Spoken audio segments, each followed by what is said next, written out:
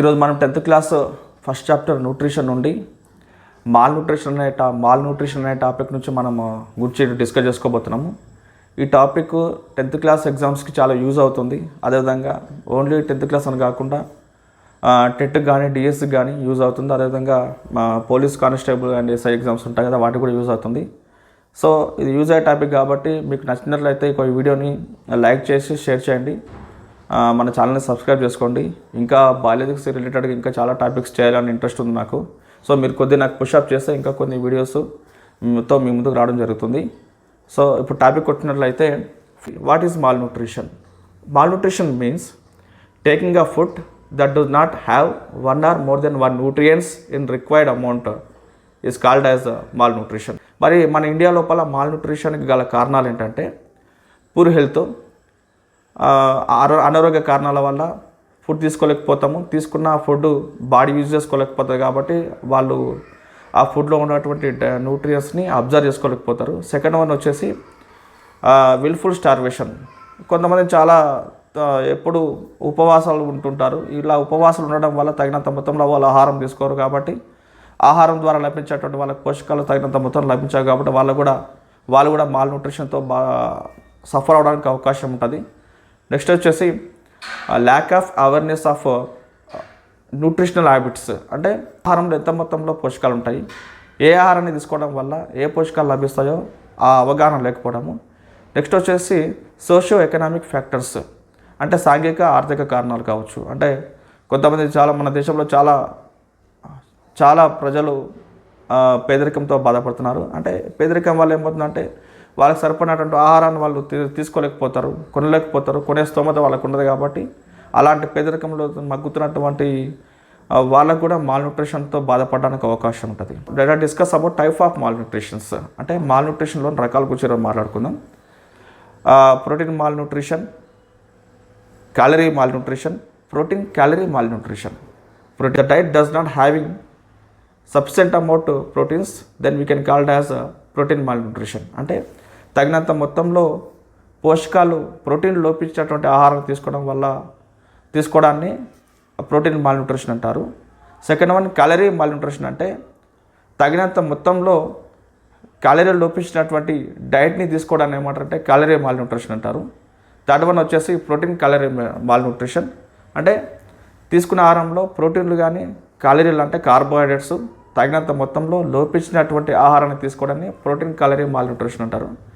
ఇప్పుడు మనము ఈ మాల్న్యూట్రిషన్ వల్ల ఏ డిసీజ్ వస్తాయి, వాటికి గల కారణాలు ఏంటి, వాటికి సిమ్టమ్స్ ఏంటో తెలుసుకుందాం. ముఖ్యంగా ఈ మాల్న్యూట్రిషన్ వల్ల పెద్దవాళ్ళ కంటే ఎక్కువ చిన్నపిల్లలు ఎక్కువ సఫర్ అవుతుంటారు. ఇప్పుడు మన మాల్న్యూట్రిషన్ వల్ల వచ్చే డిసీజ్ గురించి మాట్లాడుకున్నట్లయితే, మొదటి డిసీజ్ వచ్చేసి kwashiorkor disease due to the deficiency of proteins in the diet. అంటే మన డైట్ లోపల ప్రోటీన్లు లోపించడం వల్ల ముఖ్యంగా క్వాషియోకా అనే వ్యాధితో పిల్లలు సఫర్ అవుతుంటారు. ఎందుకు అట్లా అవుతుంటారంటే, తల్లి ఏం చేస్తుందంటే ప్రోటీన్లు కార్బోహైడ్రేట్లు ఎక్కువ ఉన్నటువంటి ఆహారాన్ని ప్రోటీన్ తక్కువ ఉన్న ఆహారాన్ని ఇవ్వడం వల్ల ముఖ్యంగా ఈ క్వాషియోకా వ్యాధి రావడానికి అవకాశం ఉంటుంది. The word kwashiorkor derived from the Ga language of Ghana of Africa. అంటే ఆఫ్రికా కాంటినెంట్లో ఘనా కంట్రీలో యూజ్ చేసే గా అనే లాంగ్వేజ్ నుండి ఆ క్వాషియోకా వర్డ్ని డిరైవ్ వచ్చింది. క్వాషియోకా వర్డ్ గా లాంగ్వేజ్ నుంచి డిరైవ్ చేసుకున్నారు. దీని మీనింగ్ ఏంటంటే, క్వాషియోకా వర్డ్ మీనింగ్ ఏంటంటే the sickness the baby get when the new baby comes. అంటే కొత్త నవజాత శిశువు జన్మించినప్పుడు మొదటి జన్మించిన శిశువుకి ఏమవుతుంది, అనారోగ్యం బారిన పడతాడంట. అంటే దీని అర్థం ఏంటి అంటే, తల్లి ఏం చేస్తుంది, రెండోసారి కొత్తగా జన్మించినటువంటి ఆ శిశువుకి మిల్క్ ఫీడింగ్ చేస్తుంది. ఆ మొదటి శిశువుకి ఏం చేస్తుంది అంటే మిల్క్ ఫీడింగ్ ఆపేసేసి డైట్ ఇస్తుంది. ఆ డైట్ లోపల ప్రోటీన్స్ లేనటువంటి డైట్ ఇస్తుంది కాబట్టి ఆ మొదటి బాబుకి ఏమవుతుంది, అనారోగ్యం బారిన పడడానికి అవకాశం ఉంటుంది. ఇప్పుడు సిమ్టమ్స్ గురించి మాట్లాడుకున్నట్లయితే, మొదటగా ఈ పిల్లల్లో ఆ వెంట్రుకల పైన వెంట్రుకలు డ్రైగా ఉంటాయి, హెయిర్ డ్రైగా ఉంటుంది. అదేవిధంగా హెయిర్ లోపల షైనీనెస్ ఉండదు. Next face fluffy face. Second symptom వచ్చేసి ఫ్లఫీ ఫేస్.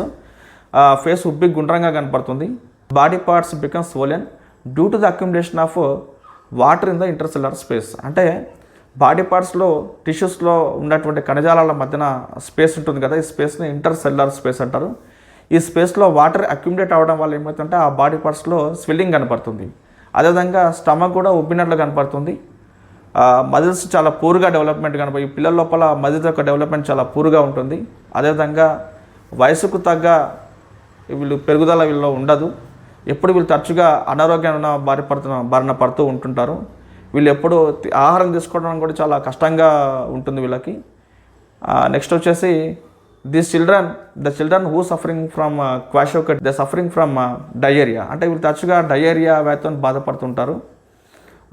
ఇవి సిమ్టమ్స్ చెప్పుకోవచ్చు. స్కిన్ ఎలా ఉంటుందంటే డ్రైగా స్కేలీగా ఉంటుంది. ఇవన్నీ కూడా క్వాషోక డిసీజ్ యొక్క సిమ్టమ్సే. నెక్స్ట్ వచ్చేసి మరస్మస్ అనే వర్డ్ ఈ యొక్క వర్డ్ని గ్రీక్ వర్డ్ నుంచి తీసుకున్నారు. గ్రీక్ వర్డ్ మరస్మోజ్ అనే వర్డ్ నుంచి తీసుకున్నారు.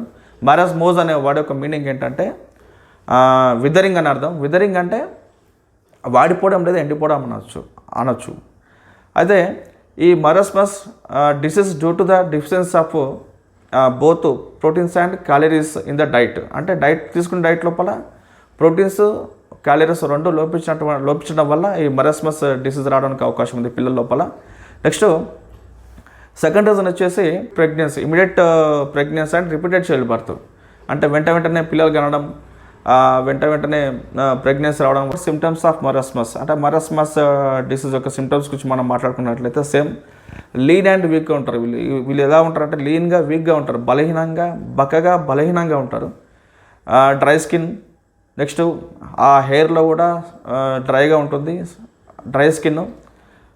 పూర్ డెవలప్మెంట్ ఆఫ్ మజిల్స్లో కూడా మజిల్స్ అంతా డెవలప్మెంట్ ఉండదు, వీళ్ళ లోపల ఉండదు. And this children also suffering from diarrhoea.